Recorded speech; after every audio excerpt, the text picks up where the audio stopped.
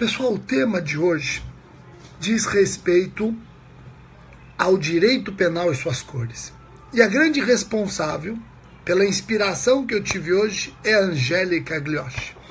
Aliás, uma pessoa que eu já admirava há algum tempo, sempre tive curiosidade de conversar com ela e estou tendo o prazer de conversar com ela nas redes sociais. Olha que importante as redes sociais unindo colegas de São Paulo com colegas do Rio de Janeiro.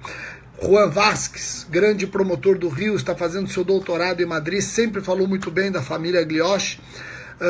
Gabriel Habib, conheci que também nas redes sociais. Hoje o Gabriel Habib está dividindo o penal comigo nas aulas do SERS. E agora, mais uma amizade virtual, Angélica. A Angélica é responsável pelo tema de hoje. Igor Pinheiro, também promotor do Ceará, Igor Pinheiro, excepcional colega que está nas redes sociais dando dicas de eleitoral. Olha só, a galera se unindo nas redes sociais, isso é muito bom. E eu estava tentando me inspirar o que eu vou conversar com os meus alunos no grupo de estudos nesse domingo. E aí, a Angélica, que eu sugiro que vocês sigam as redes sociais dela, Angélica com conteúdo excepcional, do mesmo modo o Gabriel Habib, o professor Igor Pinheiro e outros tantos, uma rede social excepcional. Entre lá agora, acabando, aí já entra lá, vamos detonar de seguidores a rede da Angélica. A Angélica, ela postou sobre cifra cinza. Falei, olha que legal, cifra cinza. O que vem a ser a cifra cinza, etc. Ela explicou isso, falei, já sei o que eu vou trabalhar hoje. Eu vou trabalhar com os alunos nas redes sociais as várias cores do direito penal, as terminologias que existem no direito penal relacionadas a cores. Então vamos ver se eu consigo agradá-los nesse sentido. Angélica, eu já vi que está presente. Angélica, obrigado por essa dica que você deu hoje. Estou construindo o meu grupo de estudos hoje em cima da dica da Angélica. Então vamos diminuindo, por favor, vamos diminuindo as mensagens, Hoje o nosso grupo de estudo ele vai ter pitada de direito penal, pitada de criminologia. Então vamos diminuir as mensagens. Quanto mais vocês diminuírem agora, menos trava e mais vocês vão conseguir entender o que eu estou falando. Então vamos lá. Começando o seguinte. Estão perguntando aqui, Rogério, qual é o nome da Angélica para eu segui-la? Angélica Glioshi, tá ok? Angélica, o pessoal quer saber teu endereço lá no Facebook, é a mesma coisa no Facebook, né? Angélica Glioshi. É só você procurar que eu tô seguindo a Angélica, então você vai ver direitinho o endereço dela, tá bom? Diminua um pouco, por favor, um abraço para a galera de Macapá, Amapá, olha só, um abraço, o único estado que eu ainda não fui palestrar é exatamente Amapá, vocês acreditam nisso? É o único estado que eu ainda não consegui agenda para dar uma palestra. Sempre que surge um convite, já tenho eventos anteriormente agendados, é complicado. Vamos lá, vamos diminuindo. Eu quero começar falando das cifras. Aqui uma pitada de criminologia no nosso grupo de estudos. Vejam, existe a cifra negra, que eu acho que vocês já ouviram falar. Existe a cifra dourada. E a Angélica hoje me vem com essa tal da cifra cinza. O que é isso? Deixa eu explicar para vocês. Depois nós vamos com várias outras cores no direito penal. A cifra negra nada mais é do que aquela seara de infrações penais que não chegam ao conhecimento das autoridades, não fazendo parte das estatísticas oficiais de determinados delitos. Te dou um exemplo.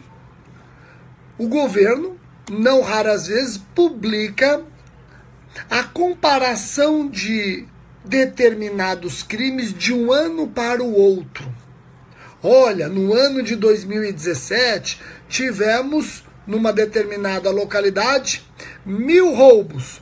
No ano de 2016, nós tivemos 900 roubos.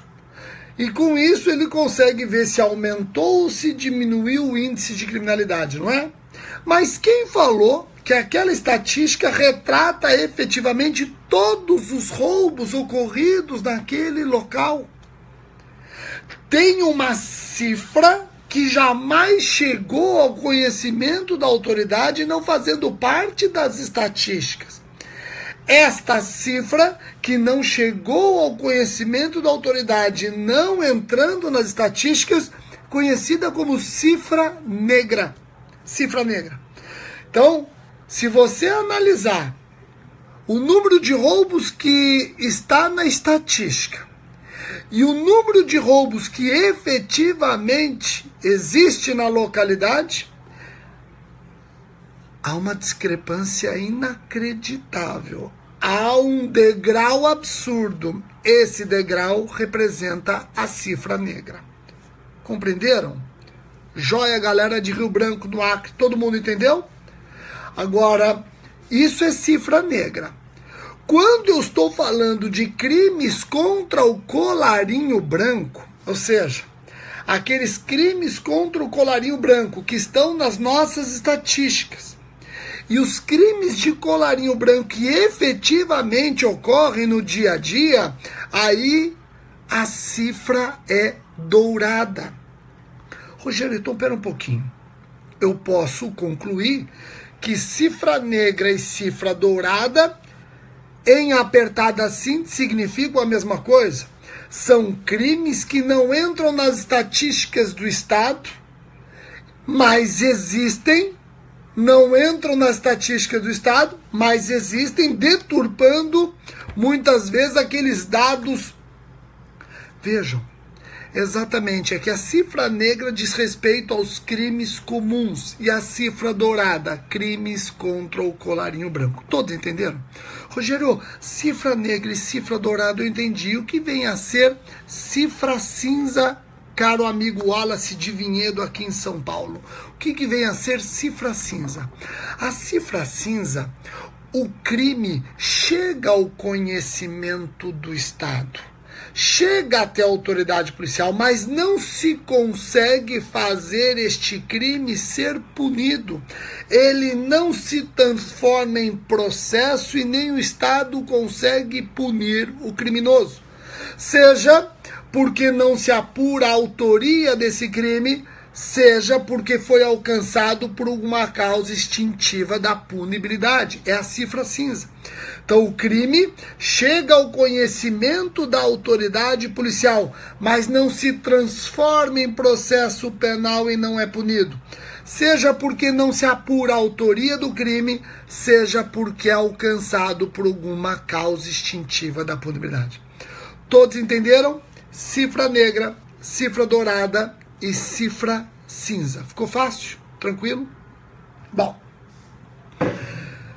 eu trago nos meus livros crime do colarinho branco e crime do colarinho azul. Crime do colarinho branco e crime do colarinho azul. O que vem a ser crime do colarinho branco e crime do colarinho azul? Então nós já falamos da cifra negra, que é aquele rol de crimes comuns que não entram nas estatísticas, mas existem. Cifra dourada, crimes colarinho branco que não entram nas estatísticas, mas existem. E cifra cinza, os crimes chegam ao conhecimento das autoridades, mas não se transformam em processo para serem punidos, ou porque não se apura a autoria, ou porque foram alcançados por causa extintiva da punibilidade. Compreenderam? Joia? Pessoal, ou qualquer outra causa que os impede de virar processo. Agora eu estou falando de crime do colarinho azul e crime do colarinho branco. Já ouviram falar nisso, não? Já ouviram falar nisso? Crime do colarinho branco, já ouviram. Eu acabei de falar da cifra dourada. Crime do colarinho branco diz respeito aos white collar crimes. Ou seja, aqueles crimes praticados pelos mais abastados contra a ordem tributária, contra a ordem econômica, lavagem de capitais, Crimes contra a administração pública são os crimes praticados pela classe mais abastada, violando a ordem econômica, a ordem tributária, lavagem de capitais, tá ok? Rogério, e o colarinho azul? Vamos lembrar qual é o uniforme dos presidiários nos filmes norte-americanos. Normalmente uma camisa azul clara, é ou não é? Azul como sendo o uniforme desses presidiários condenados pelos famosos crimes de rua, furto, roubo, etc. Então, quando eu falo crimes do colarinho azul, eu já estou falando dos crimes praticados pelas pessoas menos abastadas. Aqueles crimes notadamente contra o patrimônio, furto, roubo, etc. Entenderam? Ficou fácil? Joia? Pessoal, então nós já vimos aqui, cifra negra, cifra dourada, cifra cinza. Crime do colarinho branco, crime do colarinho azul. Agora vamos falar da tentativa branca e da tentativa vermelha. Rogério, o que vem a ser isso? Tentativa branca, tenho certeza que vocês já ouviram. Tentativa branca é uma expressão utilizada principalmente em crimes contra a pessoa, mais precisamente homicídio, onde o golpe do agente não acerta o corpo da vítima. Eu te dou um tiro, não acerto o tiro, mas não deixo de ter iniciado a execução de homicídio que não se consumou por circunstâncias alheias à minha vontade. Na tentativa branca, o golpe não acerta a vítima. É também chamada de tentativa incruenta. Então, tentativa incruenta ou tentativa branca, o golpe não atinge o corpo da vítima. Rogério, e o que vem a ser tentativa vermelha? Exatamente o oposto. Na tentativa vermelha, o golpe atinge o corpo da vítima. Quem é meu aluno do SER certamente já ouviu falar de tudo isso. Meus alunos do SER certamente já ouviram falar tudo isso. Então, tentativa branca, o golpe não acerta o corpo da vítima. Tentativa vermelha, o golpe acerta o corpo da vítima. Tentativa branca, também chamada de tentativa incruenta. Tentativa vermelha, também chamada de tentativa cruenta. Ouviram? Aí você está prestando concurso. O seu examinador vai e te pergunta o seguinte: doutor, no que diz respeito à fixação da pena, como que o juiz deve trabalhar a tentativa branca e a tentativa vermelha? Olha que perguntinha de concurso. Doutor, considerando a fixação da pena, como devem ser trabalhadas a tentativa branca e a tentativa vermelha?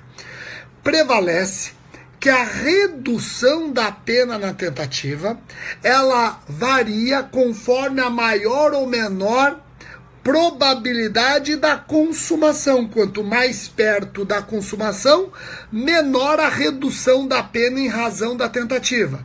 Quanto mais distante da consumação, maior deve ser a redução da pena em face da tentativa.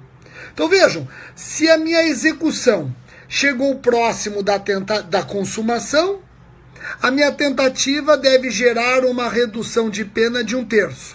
Se a minha execução ficou muito longe da consumação, a minha redução deve ficar próximo de 2/3. Quanto mais próximo da consumação, menor a redução em razão da tentativa. Já entenderam? Então fica fácil responder a pergunta agora. Na tentativa branca, eu não acerto a vítima. Na tentativa vermelha, eu acerto a vítima. Logo, na tentativa branca, a redução da pena deve ser maior em relação à tentativa vermelha. Repetindo, a tentativa branca deve ter uma redução de pena maior quando comparada com a tentativa vermelha. Olha que questão boa para concurso público, tá ok?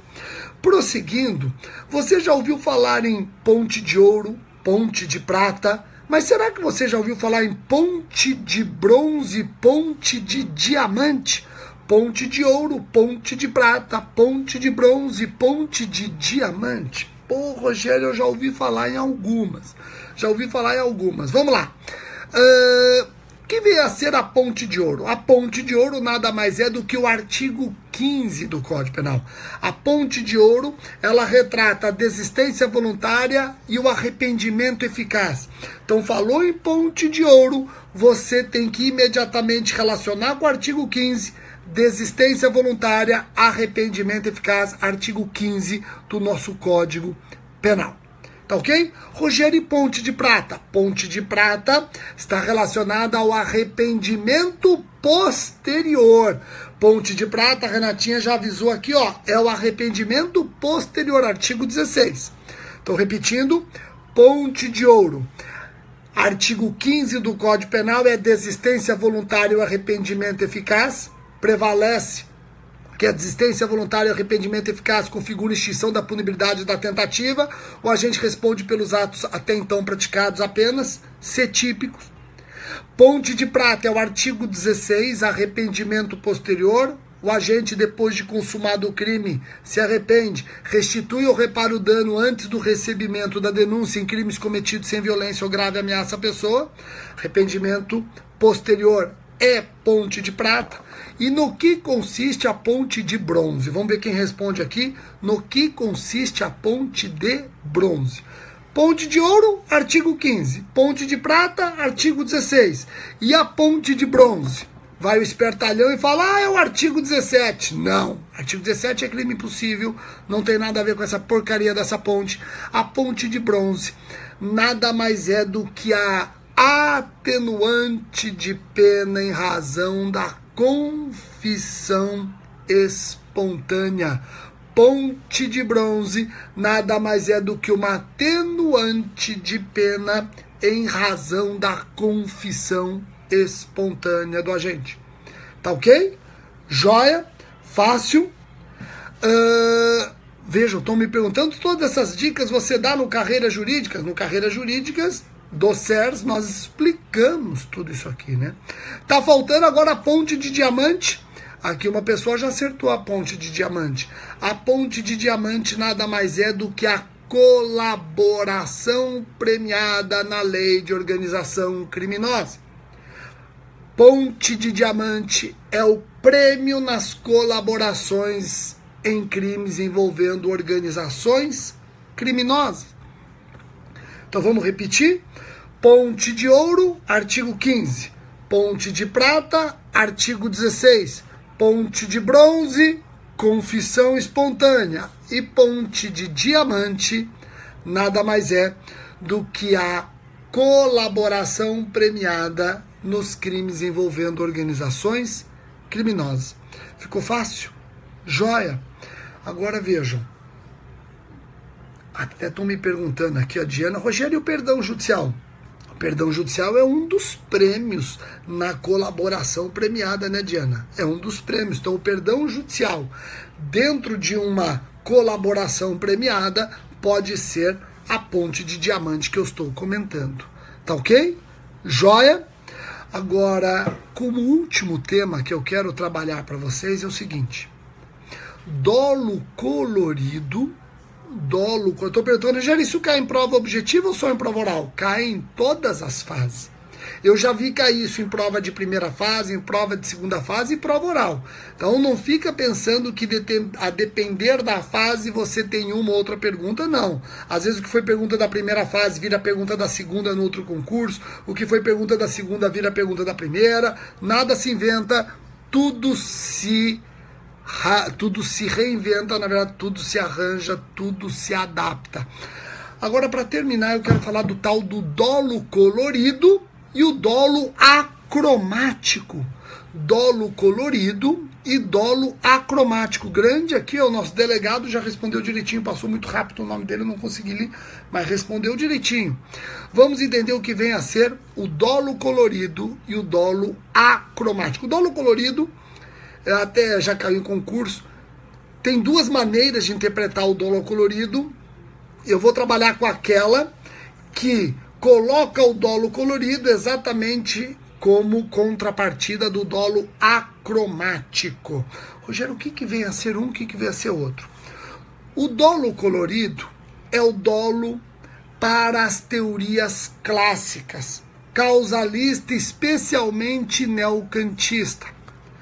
Dolo colorido nada mais é do que sinônimo do dolo normativo. Era aquele dolo analisado na culpabilidade e que tinha como elementos consciência, vontade e um elemento normativo que deixava esse dolo colorido, que era a consciência atual da ilicitude. Então eu vou repetir.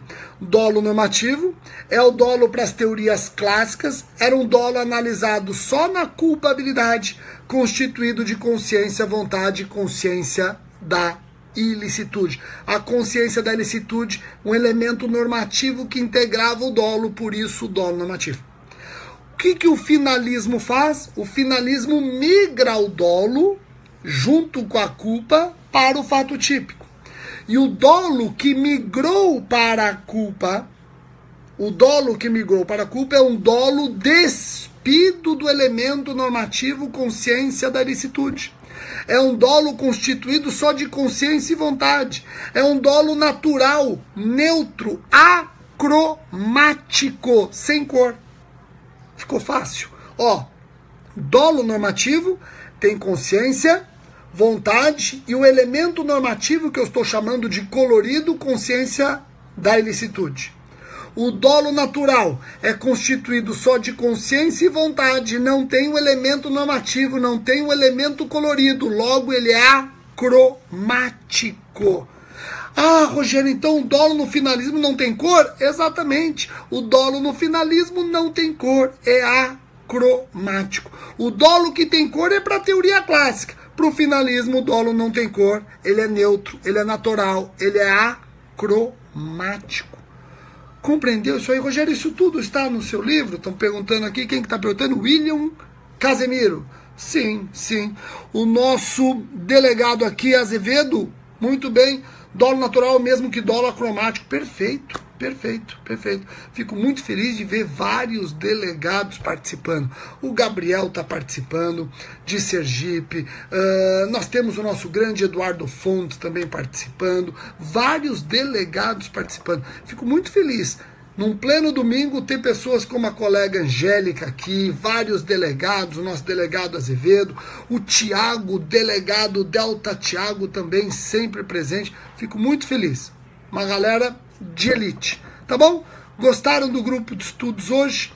Continuem sugerindo temas. Hoje esse grupo de estudos foi dedicado, como eu disse, para a nossa colega Angélica. Quero ver vocês seguindo a Angélica. Vou dar uma olhada lá se ela vai explodir de seguidores, porque em breve, já vou fazer a intimação aqui, hein, Angélica? Em breve eu quero falar com a Angélica alguma coisa aqui, debater com a Angélica alguma coisa de direito penal nas redes sociais. Angélica, vamos fazer um live discutindo um tema de legislação penal especial, que é um tema que eu sei que você gosta e sabe muito. Então, Angélica, escolhe um tema de legislação penal especial e nós vamos fazer um debate aqui. Os nossos amigos delegados também surgiram um tema, de repente podemos fazer, se vocês toparem, um live debatendo questões de muito interesse para os nossos seguidores. Vários delegados estão aqui, então vamos debater se o delegado pode ou não reconhecer o princípio da insignificância. Olha que interessante.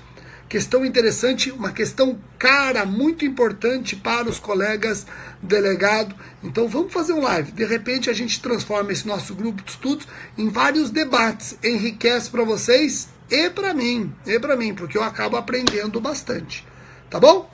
Então um abraço para todos vocês e até o próximo grupo de estudos. Tchau, tchau.